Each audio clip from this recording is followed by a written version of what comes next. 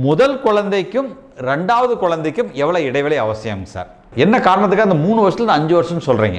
அந்த முதல் குழந்தை பள்ளிக்கு போற ஸ்டேஜ் வந்ததுக்கு அப்புறம் தான் அடுத்த குழந்தைக்கு ரெடி ஆகணும்.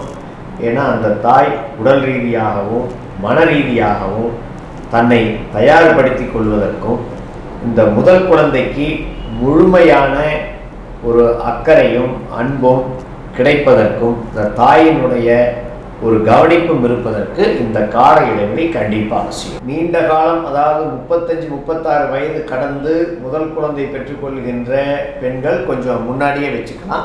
ஆனால் ஒரு 25-26 திருமணமாகி 20களில் குழந்தை பெற்றுக்கொள்ளுகின்ற பெண்கள் கண்டிப்பாக 3 வருடங்களை 3 வருடத்திலிருந்து 5 வருடம் ஒரு குழந்தைக்கும் இன்னொரு குழந்தைக்கும் இடைவெளி கொடுப்பது மிக மிக நல்லது.